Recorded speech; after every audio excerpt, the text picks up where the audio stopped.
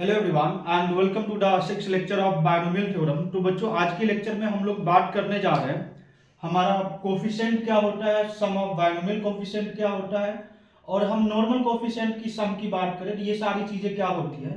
तो बेसिकली हम लोग इसके ऊपर चर्चा करेंगे। तो आप लोग हेडिंग लिखना कोफिशिएंट, देन इसके बाद आप लोग लिखना बायनोमियल कोफिशिएंट।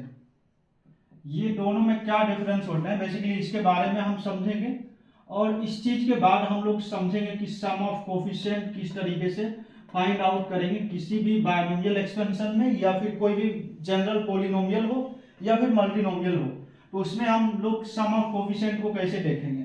तो बेसिकली आज के लेक्चर में हम लोग इसके ऊपर डिटेल में चर्चा करने वाले हैं। तो चलिए बच्चों, आज के लेक्चर की शुरुआत करते हैं। और आपके सामने एक छोटे से एग्जांपल्स लिखता हूं। जैसे मान लो कि a प्लस बी एक्स की पावर में 3 लिखूं, तो इसका एक्सपेंशन बताओगे आप में से, क्योंकि हमने ये सारी चीजों को बहुत ही अच्छे से डिस्कस किया है प्रीवियस के लेक्चर में। तो देखो, ये चीज तो बहुत ही आसान है, आप इसको इजीली बता दोगे कि 3c0 लिखो a की पावर क्यूब, डन। इसके बाद 3c1 a की पावर 2 और bx की पावर 1, फिर प्लस आप क्या लिखोगे, प्लस लिखोगे 3c2 और यहाँ पे a हो जाएंगे और bx की पावर 2, देन लास्ट जो आपका हो जाएगा वो 3c3 होंगे और bx की पावर जो होंगे ये 3 आ जाए। आप समझ पा रहे हो ना, हमने कुछ नहीं किया, हमने नॉर्मली इस चीजों को एक्सपेंड कर दिया। तो यहाँ पे आप देखोगे ना, जैसे मैं इसकी बात करूं 3c0 a की पावर 3, देन मैं बात करूं 3c1 a की पावर 2 और यहाँ पे b, देन 3c1 a और b की पावर 2। अगला जो मैं बात करूंगा ये 3c3 हो जाएंगे। देखो यहाँ पे 2 है, क्योंकि 1 के बाद 2 आएगा, तो हम इसकी बात अभी कर रहे हैं। तो यहाँ पे ये चीज 3c2 को हमने ऐसा लिखा। अभी लास्ट वाला अपना ये क्या आ जाएगा 3c3, और a तो इसमें है ही नहीं, a की पावर 0 हो जाएंगे और b की पावर 3 हो जाएंगे। तो बच्चा, जो मैंने आपके सामने ये चीज लिखा है ना, इसको हम लोग क्या बोलते हैं। तो देखो बच्चा, जो मैंने आपके सामने ये चीज लिखा है इसको हम लोग बोलते हैं नॉर्मल कोफिशिएंट। ये आपके क्या हो गए, इसको हम लोग कोफिशिएंट बोलेंगे। तो आप लोग साथ साथ लिखते भी जाइएगा, ये हमारा कोफिशिएंट हो गया। तो बोलोगे कि सर बायनोमियल कोफिशिएंट क्या होंगे। तो आप याद करो कि जो हमारा लेक्चर नंबर 1 था उसमें मैंने आपको पास्कल ट्रायंगल्स के बारे में सिखाया था। तो पास्कल ट्रायंगल के अंदर की जो एलिमेंट थी वही सारे तो हमारे बायनोमियल कोफिशिएंट था। बाद में मैंने उसको कनेक्ट किया था पीएनसी की हेल्प से, वो बताया था कि एनसीआर की हेल्प से कैसे सारे कोफिशिएंट को आप लिख सकते हो। तो जो हमारा एनसीआर था बच्चा, वही तो अपना बायनोमियल कोफिशिएंट था ना। तो यहाँ पे जैसे आप एनसीआर के हिसाब से चीजों को देखोगे ना, तो जो तुम्हारा 3c0 है, 3c1 है, देन 3c2 है और ये 3c3 है, ये हमारे क्या हो गए, ये जो हो गए हमारे बायनोमियल कोफिशिएंट हो गए। आप समझ पा रहे हो ना मेरी बात को। तो अगर आप समझ पा रहे हो इस चीज को लिखो। और इसके बाद मैं आपसे एक छोटा सा क्वेश्चन पूछता हूं कि हमें बताओ सम ऑफ बायनोमियल कोफिशिएंट क्या होंगे। आप लोग सोच के बताओ, सम ऑफ बायनोमियल कोफिशिएंट मैं पूछ रहा हूं तो आप लोग क्या बोलोगे। देखो बच्चा, जब मैं सम ऑफ बायनोमियल कोफिशिएंट पूछूं तो आप लोग का सिंपल सा जवाब होना चाहिए कि यहाँ पे जो आपने ये लिखा है 3c0 then 3c1 plus 3c2 और प्लस अप टू 3c3, यही तो आपके सम ऑफ बायनोमियल कोफिशिएंट हो गए। फिर मैं बोलूं कि नॉर्मली आप हमें सम ऑफ कोफिशिएंट बताओ। तो जब मैं सम ऑफ कोफिशिएंट पूछूंगा आपसे तो आपका जवाब होगा कि यहाँ पे जो ये ग्रीन कलर में लिखा हुआ है ये पूरा चीज, इनका सम लिख लो। तो चलो मैं इसका सम लिख लेता हूं। इसका सम तुम्हारा क्या आ जाएंगे 3c0 a की पावर 1 a की पावर 3, देन इसके बाद जो होंगे ये 3c1 हो जाएंगे a की पावर 2 और b की पावर 1, देन अगला जो अपना हो जाएगा ये 3c2 हो जाएंगे और a की पावर 1 होंगे b की पावर 2, देन नेक्स्ट जो अपना होगा ये क्या हो जाएंगे 3c3 और a की पावर 0 हो जाएंगे और b की पावर क्यूब हो जाएंगे। और ये हमारा क्या हो गया, ये जो हुआ ये हमारा सम ऑफ कोफिशिएंट हो गया। आप समझ पा रहे हो ना। तो जो हमारा सम ऑफ कोफिशिएंट हुआ है इसके ऊपर आप ऑब्जर्व करोगे ना, तो आपको एक बहुत ही अच्छा रिजल्ट दिखेगा कि ये चीज जो हमें मिल रहा है ना, जैसे मैं इसकी बात करूं तो ये कब मिला है, जब देखो x की जगह हमने 1 रखा तो हमको ये रिजल्ट मिल रहा है। अब देख पा रहे हो ना 3c3 b और x की पावर 1 मतलब मल्टीप्लाई करोगे x की पावर क्यूब से तो यही चीज रह जाएंगे, और b की पावर क्यूब तो ये रह गया। समझ पा रहे हो ना। सिमिलरली इसमें आप अगर x की जगह पे 1 रखोगे तो आपको क्या मिलेंगे, 3c2 मिलेंगे, a और b स्क्वायर मिल जाएंगे। तो बेसिकली मैं आपको ये बताना चाह रहा हूं कि जब कभी भी आपसे सम ऑफ कोफिशिएंट पूछा जाए और उसमें आपको उसके सम ऑफ कोफिशिएंट मान लो आप बताना चाह रहे हो, तो सिंपली आप क्या करो ना, जो भी एक्सपेंशन है, जैसे मैं यहाँ पे बात करूँ तो मैं बायनोमियल एक्सपेंशन की बात कर रहा हूँ, तो सिंपली वेरिएबल को आप 1 से रिप्लेस कर दो। अगर वो मल्टीनोमियल हुए और उसमें जितने भी वेरिएबल प्रेजेंट होंगे तो सिंपली आप उसको 1 से रिप्लेस कर दो, सम ऑफ कोफिशिएंट मिल जाएगा। या फिर मान लो कोई पॉलिनोमियल दिया हुआ है और उसमें आप सम ऑफ कोफिशिएंट निकालना चाह रहे हैं, तो उसमें जितने भी वेरिएबल्स प्रेजेंट है, कहने का मतलब उस पॉलिनोमियल में जितने भी वेरिएबल्स होंगे उन सबको आप 1 से रिप्लेस कर दो, वही आपके क्या आ जाएंगे, सम ऑफ कोफिशिएंट आ जाएंगे। यही चीज मैं आपको समझाना चाह रहा हूं, तो आप नोट डाउन करके इस चीज को अच्छे से लिख लीजिए, मतलब हाईलाइट करके आप इस पॉइंट को लिख लीजिए कि जब कभी भी हमें सम ऑफ कोफिशिएंट निकालने हो किसी भी एक्सपेंशन में, वो चाहे बायनोमियल हो, मल्टीनोमियल हो या फिर पॉलिनोमियल हो, तो बेसिकली हम लोग उसको 1 से रिप्लेस करेंगे, जितने भी वेरिएबल होंगे उसको 1 से रिप्लेस करेंगे, वहां से अपने को सम ऑफ कोफिशिएंट मिल जाएगा। अगर आप इस चीज को अच्छे से समझ पा रहे हो ना, तो मैं आपके सामने एक छोटा सा एग्जांपल लिखता हूं, जिससे हमारा फर्स्ट एग्जांपल जो है ये कुछ ऐसा लिख लो, 1 + x⁴n, और मैं इसका एक्सपेंशन आपसे पूछ रहा हूं, तो आप सिंपली बताओगे, इसको लिख लो c0 c1x देन c2x², और ये चीज आपके चलते चलते क्या हो जाएंगे, cn हो जाएंगे, और यहाँ पे x⁴n हो जाएंगे। अब मैं आपसे यहाँ पे क्या पूछ रहा हूँ ना, कि आप मुझे इस बायनोमियल एक्सपेंशन में सम ऑफ कोफिशिएंट बताओ। तो देखो बच्चा, जैसे ही मैं आपको सम ऑफ कोफिशिएंट पूछूंगा तो आप जल्दी से क्या सोचोगे कि x की जगह 1 रखो, और यहाँ से ये जो रिजल्ट मिल जाएगा वो क्या मिल जाएगा, c0 + c1 + up to cn। तो ये आपके क्या है, यहाँ पे देखोगे ना, तो ये आपके सम ऑफ कोफिशिएंट हो गए। बट अच्छी चीज इसमें क्या है ना, कि यहाँ पे सम ऑफ बायनोमियल कोफिशिएंट भी यही आ गया, मतलब c0 मैं लिख रहा हूं तो इसका मतलब आपको nc0 समझना है, c1 लिख रहा हूं इसका मतलब nc1 समझना है, और cn लिख रहा हूं इसका मतलब ncn समझना है। ये सारी चीज हमने प्रीवियस के लेक्चर में अच्छे से कवर किए हैं। तो जैसे यहाँ पे मैं देखूं ना, अगर मैं आपसे ये पूछूं कि आप मुझे सम ऑफ बायनोमियल कोफिशिएंट बताओ, तो आप सिंपली क्या बोलोगे, यही सेम चीज बता दोगे, c0 बोलोगे, c1 बोलोगे, अप टू कहां तक, ये cn। और यहाँ पे देखोगे तो आपको एक मजेदार चीज दिखेगा, सम ऑफ बायनोमियल कोफिशिएंट, यहाँ पे x की जगह आपको 1 से रिप्लेस करना है, तो ये चीज आपके क्या आ जाएंगे, 2⁴n आ जाएंगे। ये दोनों चीज यहाँ पे कोइंसिडेंटली सेम हो गया, बट जरूरी नहीं कि हर बायनोमियल एक्सपेंशन में आपका sum of coefficient and sum of binomial coefficient same ही हो। जैसा कि आप ये वाले एग्जांपल्स में देखोगे ना, ये आपके नॉर्मल कोफिशिएंट है, इसका जो सम है ये कुछ ऐसा है, सॉरी इसका जो सम है ये कुछ ऐसा है, और वहीं पे इसके बायनोमियल कोफिशिएंट का सम देखोगे ना, तो ये चीज कुछ ऐसा आ जाएगा, मतलब दोनों अलग अलग है। आपको आई होप आपको ये चीज तो समझ में आया होगा कि हमारा sum of coefficient and sum of binomial coefficient दोनों अलग अलग होते हैं। जब कभी भी हमें सम ऑफ कोफिशिएंट पूछा जाए तो वेरिएबल को सिंपली 1 से रिप्लेस करेंगे, और जब कभी भी हमें सम ऑफ बायनोमियल कोफिशिएंट पूछा जाए तो उस केस में हमें थोड़ा सोच के जवाब देने होंगे। इन जनरल जैसे कि इसकी मैं बात करूं तो यहाँ पे सम ऑफ बायनोमियल कोफिशिएंट 2⁴n आ गई। इसी प्रकार आप ऐसा समझो कि अगला एग्जांपल हमारा कुछ ऐसा होता, और x + y की पावर मान लो n होता, तो यहाँ पे जैसे इसको एक्सपेंड करोगे ना, इसमें भी इसका जो सम ऑफ बायनोमियल कोफिशिएंट होगा ना, वो तो यही होगा, क्योंकि देखो sum of binomial coefficient always fix होंगे, और इसकी वैल्यू की बात की जाए ना, इस केस में भी हम लोग क्या करेंगे, मतलब इस केस में भी ये रिजल्ट 2⁴n होगा।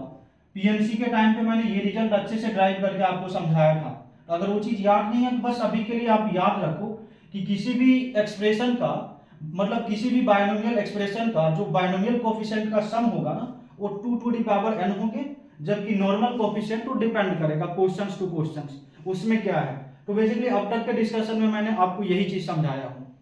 तो आइए इस पे बेस्ड कुछ इंपॉर्टेंट प्रॉब्लम को सॉल्व करते हैं। तो देखो बच्चों, आपके सामने ये कुछ सेट ऑफ प्रॉब्लम दिए हुए हैं, आपको इसमें सम ऑफ कोफिशिएंट फाइंड आउट करके बताने हैं। तो देखो, जैसा कि मैंने आपको बताया था कि कोई भी एक्सपेंशन दिए हुए हो, वो चाहे बायनोमियल एक्सपेंशन हो या मल्टीनोमियल हो या फिर कुछ भी दिए हुए हो, किसी भी टाइप का पॉलिनोमियल दिया हुआ हो, तो सिंपली आपको क्या करना है, जो भी उसमें वेरिएबल प्रेजेंट्स होंगे उस वेरिएबल को आप 1 से रिप्लेस करो। जैसे आप इसकी बात करोगे ना, इसमें वेरिएबल क्या है आपके, इसमें वेरिएबल आपके x है और दूसरा वेरिएबल y है। तो इन दोनों को आप क्या कर दो, 1 और 1 से रिप्लेस कर दो। तो जैसे ही आप इसको 1 और 1 से रिप्लेस करोगे तो ये चीज आपके क्या आ जाएगी, 5 + 4 और इसकी पावर 10, बोले तो 9 टू दी पावर 10 जो होंगे इसके सम ऑफ कोफिशिएंट का आंसर हो जाएगा। ठीक इसी प्रकार मैं इसकी बात करूँ ना, तो इसमें देखो 3 वेरिएबल प्रेजेंट है, तो सबको आप क्या कर लो, x को 1 से रिप्लेस करो, y को 1 से रिप्लेस करो और z को 1 से रिप्लेस करो।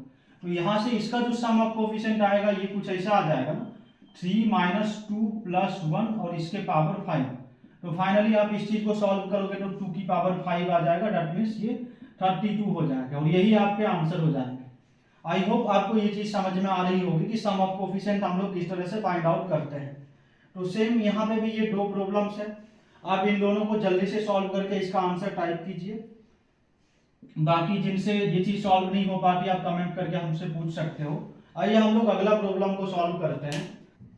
तो देखो बच्चों, अगला जो प्रॉब्लम है ये कुछ इस तरीके से दिया हुआ है, if the sum of the coefficient in the expansion, यहाँ पे ये 2 एक्सपेंशन दिए हुए हैं, vanishes then find the values of alpha. तो देखो बच्चों, ये जो वर्ड लिखा हुआ है इसका मतलब क्या हुआ ना कि if the sum of coefficient in these 2 expansion is equal to 0, तो आप अल्फा की वैल्यू बताओ। बेसिकली यहाँ पे ऐसा बोलना चाह रहा है कि ये जो आपके 2 एक्सपेंशन दिए हुए हैं ना, इसको जब आप इसमें सम ऑफ कोफिशिएंट फाइंड आउट करोगे ना तो बेसिकली 0 के इक्वल्स है, तो आप हमें अल्फा बताओ। तो सिंपल सा वही बेसिक फंडा होगा कि जैसे मान लो मुझे इसकी सम ऑफ कोफिशिएंट चाहिए, तो x की जगह हम अल्फा, x की जगह 1 रिप्लेस करेंगे, तो ये चीज आपको क्या मिल जाएगा, अल्फा² + 3α + 2 = 0। आप इस चीज को सिंप्लीफाई करोगे ना तो यहाँ से कुछ ऐसा मिल जाएगा ना, अल्फा² + 3α + 2 = 0 है। तो देखो इसको जब आप क्वाड्रेटिक की हेल्प से सॉल्व करोगे तो ये चीज कुछ ऐसा मिल जाएगा, अल्फा² + α + 2α + 2 = 0। दैट मीन्स फाइनली यहाँ से देखोगे तो अल्फा + 1 मल्टीप्लाइड बाय अल्फा + 2 = 0 आ जाएगा। दैट मीन्स अल्फा के 2 पॉसिबल वैल्यूज होंगे जब इसके सम ऑफ कोफिशिएंट 0 के इक्वल हुए, एक -1 होंगे, दूसरे -2 होंगे। तो इस तरीके से ये प्रॉब्लम तो आपसे सॉल्व हो गया। सेम मैं क्वेश्चन नंबर 2 की बात करूं तो इसको आप कुछ इस तरीके से सॉल्व कर सकते हो ना। यहाँ पे भी क्या है, सम ऑफ कोफिशिएंट बेसिकली 0 के इक्वल है, दैट मीन्स x की जगह 1, इसके लिए भी आप सब्स्टिट्यूट करोगे तो यहाँ से देखो आपको मिल जाएगा अल्फा² + 2α + 1, तो ये चीज हो जाएगा अल्फा² + 2α + 1 दिस = 0। दैट मीन्स अल्फा + 1 का होल स्क्वायर = 0। तो अल्फा की यहाँ से जो वैल्यू आ जाएगी वो -1 और -1 आ जाएगी। तो यही इसके सम ऑफ कोफिशिएंट के कुछ छोटे छोटे प्रॉब्लम हो गए। आइए अब हम लोग एक बहुत ही अच्छी प्रॉब्लम को सॉल्व करते हैं सम ऑफ कोफिशिएंट पे बेस्ड। तो देखो बच्चों, अगला जो प्रॉब्लम है हमारा ये कुछ इस टाइप का दिया हुआ है। इसमें आपको क्या करना है ना कि if the sum of coefficient given है, मतलब 256 के इक्वल्स है, सम ऑफ कोफिशिएंट नहीं, आप वर्ड पे गौर करना, यहाँ पे सम ऑफ बायनोमियल कोफिशिएंट है जो 256 के इक्वल्स है। तो आपको इस बायनोमियल एक्सपेंशन में कांस्टेंट टर्म फाइंड आउट करते हैं।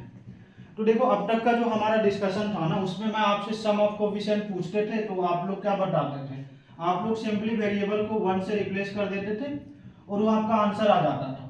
तो यहाँ पे अगर जैसे आपसे आप ऐसा सोच पा रहे हो ना, किसको भी आप ऐसा कर लो 2 × 1 + 1/1 और इसकी पावर n, बोले तो 3 की पावर n = आप अगर ऐसा सोच रहे हो कि 256 लिख लो, तो मैं बताना चाहूंगा कि आपका ये जवाब गलत हो गया। अच्छा, क्यों गलत हो गया? क्योंकि इसमें आप देखोगे ना तो क्लियरली प्रॉब्लम में मेंशन है कि आपको सम ऑफ बायनोमियल कोफिशिएंट बताना है। बायनोमियल कोफिशिएंट बोले तो किसको हम लोग बायनोमियल कोफिशिएंट बोलेंगे, जो आपका ये चीज हो गया ना NC0 NC1 अप टू ऐसा जो चलता है ना NCN तक, इसको हम लोग क्या बोलते हैं, बायनोमियल कोफिशिएंट बोलते हैं। और इसकी वैल्यू इसने बताया है कि 256 के इक्वल्स है। तो आप n यहां से कुछ इस तरीके से फाइंड आउट करोगे। और मैंने आपको ये चीज बताया था, इसका जो सम होता है ये बेसिकली क्या होता है, ये basically 2 to the power n के इक्वल्स होता है। That means 2 to the power n जो है ये आपके कितने हैं, 256 के इक्वल्स है। और इस चीज को फर्दर आप सिंप्लीफाई करोगे ना, 2 टू दी पावर n = 2 की पावर आप 8 करोगे ना तो 256 होता है। तो कुछ ऐसा आ जाएगा। और यहां से आप देखोगे ना तो n का वैल्यू आपको क्या मिल जाएगा, n = 8 मिल जाएगा। बट यहाँ पे ये प्रॉब्लम नहीं खत्म हुआ। यहाँ पे आपसे क्या पूछा जा रहा है ना कि find the constant term in this expansion. तो कांस्टेंट टर्म का मतलब क्या होगा कि जिसमें x प्रेजेंट ना हो। दैट मीन्स हमसे जो पूछा जा रहा है इस प्रॉब्लम में, हमसे ऐसा पूछा जा रहा है कि आप हमें कोफिशिएंट ऑफ x की पावर 0 बताओ। किस एक्सपेंशन में? जो आपके सामने ये एक्सपेंशन लिखा हुआ है 2x प्लस 1/x, और इसकी पावर में n की जगह आप 8 लिख लोगे क्योंकि हमने n की वैल्यू फाइंड आउट कर लिया ना, तो यहाँ पे आप 8 लिख लो। और इस चीज को आप जनरल टर्म की हेल्प से आप सॉल्व कर लो। तो जैसे इसका जनरल टर्म क्या आ जाएगा, 8c r आ जाएंगे, 2x की पावर 8 माइनस r होंगे, देन इसके बाद 1/x और इसकी पावर r हो जाएंगे। इस चीज को थोड़ा और सिंप्लीफाई करोगे ना, ये 8c r होंगे, 2 की पावर 8 माइनस r हो जाएंगे, और यहां से आप देखोगे ना x की पावर 8 माइनस r, और ये चीज ऊपर चल के x की पावर माइनस r हो जाएंगे। तो कहने का मतलब x की पावर 8 माइनस 2r हो जाएंगे। और इसमें आपको क्या चाहिए, x की पावर 0 का कोफिशिएंट चाहिए। तो यहां से आप क्या करोगे ना, इसको और इसको कंपेयर कर लोगे। तो 8 minus 2r is equal to आप 0 जैसे ही करोगे तो r की वैल्यू क्या मिल जाएगा, r की वैल्यू आपको 4 मिल जाएगा। तो दैट मीन्स इसका जो कांस्टेंट टर्म हो जाएगा ये कुछ ऐसा आ जाएगा ना। यहाँ से देखो आप कांस्टेंट टर्म के बारे में क्या बताओगे, ये बोलोगे 8c4, और ये देखो 2 की पावर 8 माइनस 4 बोले तो 2 की पावर 4, और ये इसका आंसर हो जाएगा। आप समझ पा रहे हो ना। तो इस टाइप की प्रॉब्लम को बेसिकली हम लोग इसी तरीके से सॉल्व करते हैं। इसके बाद आइए हम लोग एक लास्ट प्रॉब्लम को डिस्कस करते हैं जो बहुत ही इंपॉर्टेंट प्रॉब्लम है। तो देखो बच्चों, आपका जो अगला प्रॉब्लम है ना, ये बहुत ही अच्छा प्रॉब्लम है। सब लोग आप इसको पहले खुद से ट्राई कीजिए, और सॉल्व अगर ना हो पाए तो हमारे साथ आप सॉल्व कीजिएगा। तो इसमें क्या बोला जा रहा है ना कि find the coefficient of integral power of x। आप इस वर्ड पे गौर करना, इंटीग्रल पावर ऑफ x। तो इसको आप लोग किस तरीके से सॉल्व करोगे। तो अगर आप में से कुछ लोग ऐसा सोच पा रहे हो ना कि सम ऑफ कोफिशिएंट पूछा जा रहा है, तो सिंपली आप x की जगह 1 रख लो, तो ये चीज कुछ ऐसा आ जाएंगे, मतलब 3 की पावर आप 40 बोल लोगे। तो मैं बताना चाहूंगा कि बच्चे ये जवाब जो है ना, ये गलत आंसर हो गया। तुम बोलोगे गलत क्यों हो गया, क्योंकि अभी आप थोड़ा देर पहले सिखाए थे कि जब कभी भी आपसे सम ऑफ कोफिशिएंट पूछे तो वेरिएबल को सिंपली 1 से रिप्लेस कर दो। देखो ये लॉजिक बराबर है। इसमें मिस्टेक क्या हो रहा है ना कि इसमें इंटीग्रल पावर ऑफ x पूछा है। इसका क्या मतलब हो गया, इसको थोड़ा सा एक्सपेंड करके लिखते हैं, देन ये चीज आप समझ पाओगे। 1 प्लस 2 रूट एक्स की पावर में 40 को अगर एक्सपेंड करने जाऊं तो ये चीज आपकी क्या हो जाएंगे, 40c 0, देन अगला देखोगे तो आपका जो हो जाएगा 40c 1, और ये 2 रूट एक्स की पावर 1, देन इसके बाद आपके हो जाएंगे 40c 2, और ये हो गए 2 रूट एक्स इसकी पावर में 2, देन अगला जो होंगे आपका ये हो जाएगा 40c 3, देन 2 रूट एक्स की पावर 3, और ये चीज आपके कंटिन्यू होते होते कहां तक जाएगा 40c 40, देन 2 रूट एक्स की पावर 40, ये कुछ ऐसा हो जाएगा। तो इसमें जैसे ही आप x की जगह देखो बच्चा 1 सब्स्टिट्यूट करोगे ना, तो उसमें आपको इसका वाला पार्ट भी इंक्लूड हो जाएगा और ये वाला पार्ट भी इंक्लूड हो जाएगा। तो देखो यहाँ पे जो मैं रेड कलर से ये मार्क कर रहा हूं ना, यहाँ पे देखो x की पावर क्या है 1/2 है ना, मतलब इसको देखोगे तो ये क्या है 40c 1 2 और x की पावर 1/2। यहाँ पे देखोगे तो इसमें क्या इंक्लूड है 40c 3, और ये 2 मल्टीप्लीकेशन में है, और x की पावर 1/2 और इसका पावर 3। तो ये चीज समझ पा रहे हो ना, x की पावर हाफ है, जबकि यहाँ पे x की पावर क्या है 3/2 है, और आपसे इंटीग्रल पावर ऑफ x बताने को बोला गया था। बट आपने इस तरीके से चीजों को सोचा, तो इसमें क्या हो गया आपका ये फ्रैक्शनल पावर ऑफ x भी इंक्लूड हो गए। इस वजह से 3 की पावर 40 तो आपका सही आंसर नहीं होगा। आप समझ पा रहे हो ना। तो फिर बोलोगे फिर सही आंसर इसमें क्या होंगे, तो इसी चीज को मैं समझाना चाह रहा हूं। तो आप ध्यान से मेरी बातों को सुनो। जब कभी भी आपके सामने इस टाइप की प्रॉब्लम आ जाए और ऐसा सिचुएशन जनरेट हो, तो आप लोग समझ पा रहे हो यहाँ पे बेसिकली आपसे पूछा क्या जा रहा है। आपसे बेसिकली ये पूछा जा रहा है 40c 0। देखो 0 जो है ना वो इंटीग्रल वाला पावर में ही आ जाएगा, क्योंकि x बराबर मतलब हम 0 जब बोलेंगे 0 इंटीजर तो है बट वो पॉजिटिव इंटीजर नहीं है। तो यहाँ पे क्या है 40c 0 और x की पावर 0 है, तो ये बेसिकली इंटीग्रल पावर में कंसीडर होगा। देन अगला जो आपका होगा वो क्या हो जाएगा 40c 2, और यहाँ पे देखोगे ना इसमें x की इंटीग्रल पावर है, क्योंकि रूट x की पावर 2 करोगे तो ओनली x हो गए, तो वो भी आपके इंटीग्रल पावर्स हैं। इसी तरह आपका अगला जो होगा ना वो क्या होगा 40c4, ये भी आपके इंटीग्रल पावर्स के टर्म्स हैं। देन इसी तरह से ये चीज चलते चलते 40c40 हो जाएंगे और ये भी इंटीग्रल पावर के टर्म्स हैं।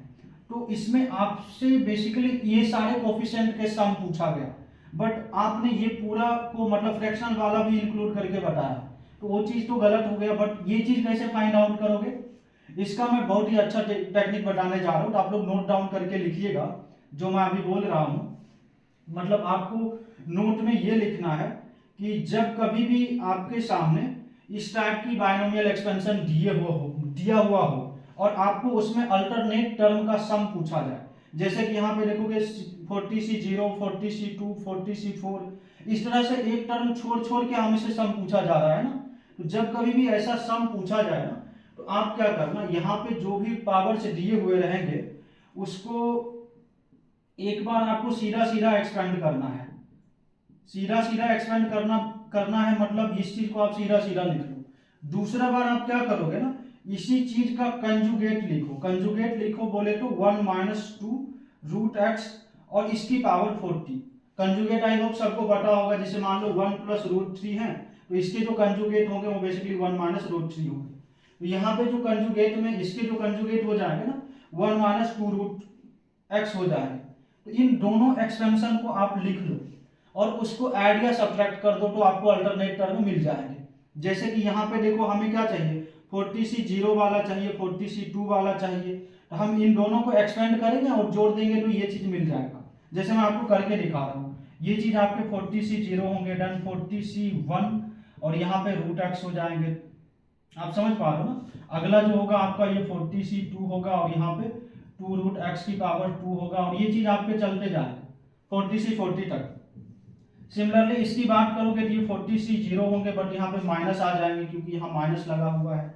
ये तुम्हारे 40c1 हो जाएंगे और ये 2 √x हो जाएंगे। देन नेक्स्ट स्टेप की बात करोगे तो ये 40c2 होंगे और ये 2 √x की पावर 2 हो जाएंगे और ये चीज आपके प्लस माइनस अल्टरनेटिवली ये चलते जाएंगे। समझ पा रहे हो ना। तो यहाँ पे जैसे ही आप इन दोनों को जोड़ोगे ना, तो यहाँ से आपको क्या मिल जाएगा, देखो यहाँ से आपको मिलेगा 1 + 2 √x और इसकी पावर में 40 प्लस 1 - 2 √x और इसकी पावर में 40। और इस चीज को आप आगे सिंप्लीफाई करोगे ना, तो ये ट्वाइस ऑफ क्या आ जाएंगे, ट्वाइस ऑफ 40c0। देन इसके बाद देखो ये चीजें कैंसिल हो जाएगी, फिर यहाँ से ये चीजें मर्ज होके 40c2 का ट्वाइस हो जाएगा और यहाँ पे देखोगे ना तो ये तुम्हें मिलेंगे 2 √x और इसकी पावर में 2। और इसी तरीके से यहाँ पे जो भी आएगा ना वो बेसिकली इंटीग्रल पावर वाला ही टर्म यहाँ पे बचेंगे। और मुझे इसी का सम चाहिए क्योंकि क्वेश्चंस में वही पूछा है, find the sum of coefficient integral power of x। तो अब आपको सम ऑफ कोफिशिएंट निकालना है ना, तो बेसिकली अब आप x की जगह पे 1 रखोगे तो अब ये चीज गलत नहीं होगा। तो सिंपली आप x की जगह यहाँ पे 1 रख लो, तो ये चीज देखो 1 + 2 √x की पावर 40 बोले तो ये 3 की पावर 40 आएंगे, तो इसको आप 3 की पावर 40 लिखो, प्लस यहाँ पे लिखोगे ना तो 1 - 2 और इसकी पावर 40 बोले तो -1 की पावर 40, तो सिर्फ ये +1 हो जाएगा क्योंकि -1 की पावर 40 तो +1 ही हो गए। और यहाँ पे ये ट्वाइस ऑफ और जो पूछा जा रहा है वही चीज आपको मिल गया ना, मतलब 40c0, 40c2 और ये चीज चलते चलते कहाँ तक 40c40 तक। और इस चीज को आप अच्छे से सिंप्लीफाई करोगे तो ये 2 आपका इधर आ जाएगा, तो फाइनल आंसर यहाँ से क्या मिल जाएगा आपको, फाइनल आंसर जो मिलेगा वो मिल जाएगा 3 की पावर 40 + 1 / 2 और ये तुम्हारे क्या हो जाएंगे इस पार्टिकुलर प्रॉब्लम का फाइनल आंसर। आई होप आपको ये चीजें समझ में आया होगा। इस टाइप की और भी बहुत सारे प्रॉब्लम्स इस पे बन सकते हैं, बट हम उस चीज को अगली वीडियो में कंटिन्यू करेंगे। आई होप आज के लेक्चर आपको बहुत ही अच्छी तरीके से समझ में आया होगा। इस तरह की और भी अच्छे अच्छे कंसेप्चुअल वीडियोस देखने के लिए आप हमारे चैनल को सब्सक्राइब कर सकते हो। साथ ही साथ आपका कुछ भी क्वेरी है तो आप कमेंट सेक्शन में टाइप कीजिए, नेक्स्ट वीडियो में हम उसका सॉल्यूशंस देने की ट्राई करेंगे। बाकी मिलते हैं हम लोग नेक्स्ट वीडियो में, and thank you so much for watching this video.